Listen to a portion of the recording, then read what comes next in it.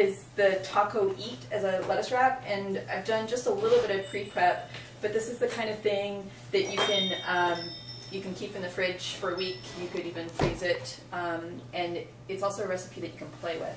So what I've got here are 3 cups of walnuts and 1 cup of almonds that have been soaked.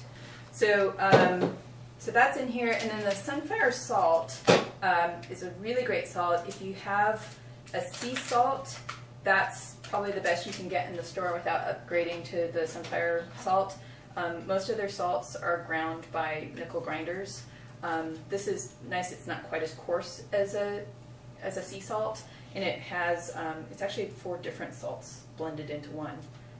So it's Himalayan pink salt, Bolivian red salt, Hawaiian Alaya clay salt, and Chinese sea salt. And they've all been ground by grinders that are not nickel, so you don't get any nickel dust in it. Highly mineralizing for you. And I made this recipe once, actually. I'll let you kind of smell and pass around what we're going to be having. That's the pre-version, and that one came out too salty. So I said about 3 to 4 teaspoons, so it wasn't so salty. No, I can't. You tasted it in advance. Yeah, I know it's good. Yeah. So we'll start with just 3 teaspoons and see if that's enough. How many spoons? 3.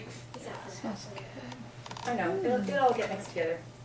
Yum, I know, isn't that good? And Yamaya, she says on her DVDs that she always does a teaspoon of salt for a cup of nuts, and that's what I did the first time. It was like really salty, so I'm trying to cut it back a little bit.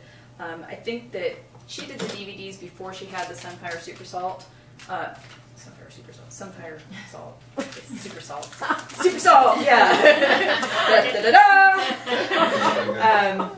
And I think it's actually a little saltier than like a Celtic sea salt or a sea salt, so that might be why she said that. So. Do you recommend using any kind of nuts for doing this? Well, the walnuts and the almonds are a really nice consistency for this. They have a nice flavor.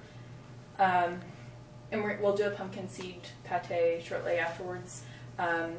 If you did cashews, it would be cheesier and not quite the right consistency. So if you don't like one of these nuts, I do it with, just all walnuts or all almonds. But I don't think I'd do it with pistachios or cashews. I think that would be a little bit weird. Brazilians might be not too bad. I do a lot of meat recipes with Brazilian. Yeah, that could work. So the rest of this is really like a lot of spices. It's what makes it taste like taco meat. So I just put in some black pepper, and then I've got some dried cilantro.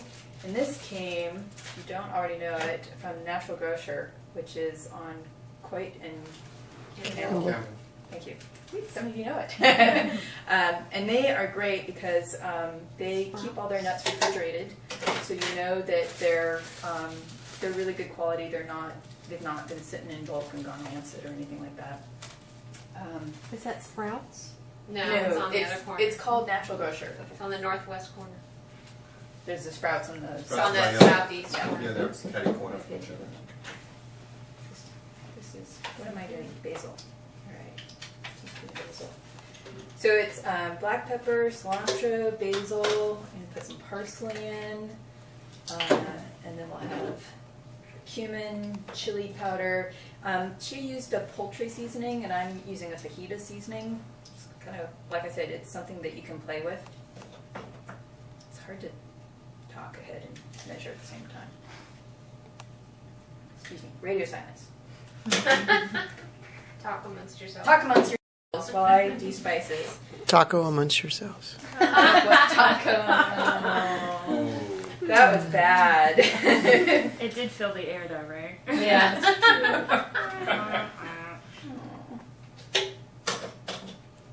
See what a little chocolate bliss will do for you. We'll connect all those creative powers.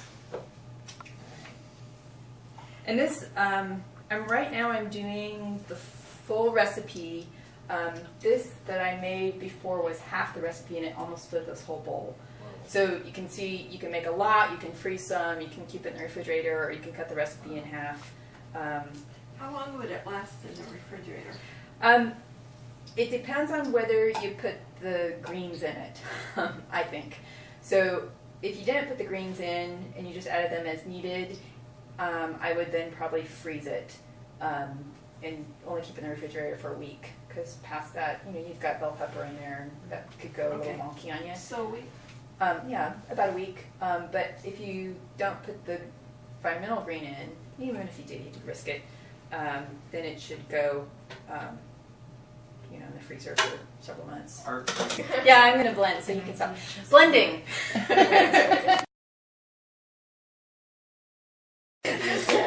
So the next step is you add in a red bell pepper or color of your choice that's been chopped. If you want to do that in food processor, you can.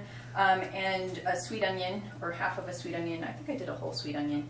And so you just add that in, and then that's the hemp seeds and the pine nuts are in her original recipe, but I wanted to make this a superfood.